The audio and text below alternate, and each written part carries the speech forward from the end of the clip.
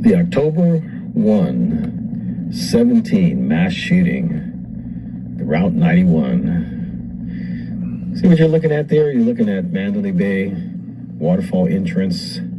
See a large group of people that just came over from the Route 91. That's pretty much how it was that night. You have an officer. Pay attention closely to that. There's one officer there at Mandalay Corner entrance doing pedestrian traffic.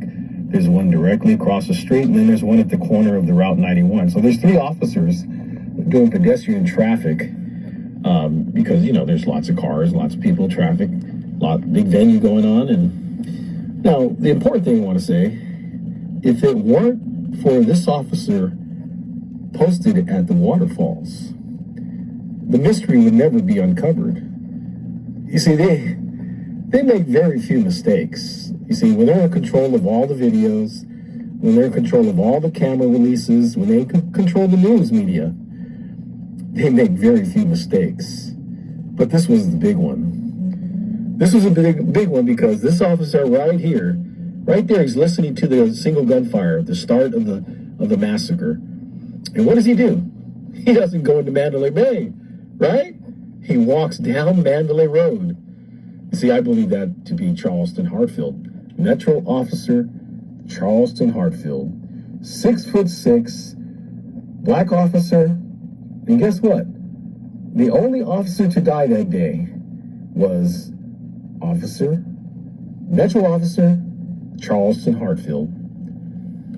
But set to be off duty by his sheriff, Joe Lombardo.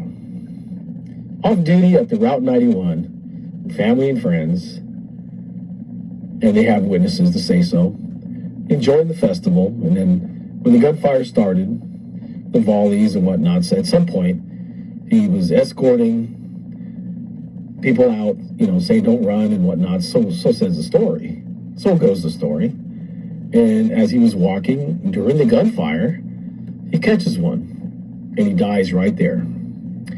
So I don't believe that for a minute. I believe this officer at the waterfalls, the entrance of Mandalay Bay when the gunfire started, left his post, the one and only. He was the closest to the gunfire. He heard it. By the way, his background is he was a soldier, and he's seen action, so he knew what gunfire sounded like. And he followed his ear, and he walked right down that road.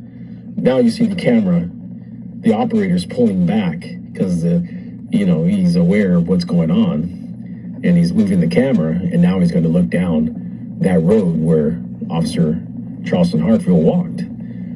And he was in a gun battle.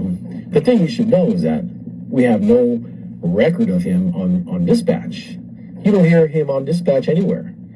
There's no police report. There's no record of him. And that officer, whether you believe it's Charleston Hartfield or not, he's not on record anywhere. There's no police report of him doing what he's doing, leaving to investigate the gunfire.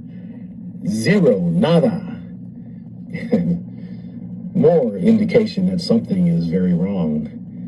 But if it were not for that officer at that corner, the mystery of the real shooters and where they were shooting from would have never been uncovered.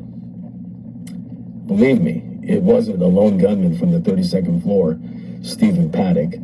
I don't care how many agents, how many people say that they are, especially one character by the name of Mike Turner, who doesn't know what the hell. He's an agent for the FBI, Mandalay Bay. He's a publicist.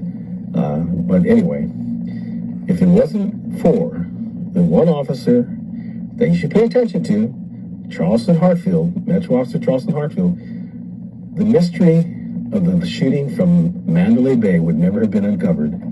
It was a terrorist attack, and it was from the tram station, and that's where he walked. He walked down there, and he was in a gun battle with the terrorists, and he lost his life down there. Of this, I'm not like his brother who says, oh, I think Steve did. I'm 99% sure. Nah. I'm 100% sure it wasn't Stephen Paddock. I'm 100% sure it wasn't a lone gunman on the 32nd floor. I'm 100% sure that the attack was from the Mandalay tram station. it's because of the one officer, the one Charleston Hartfield, the investigator.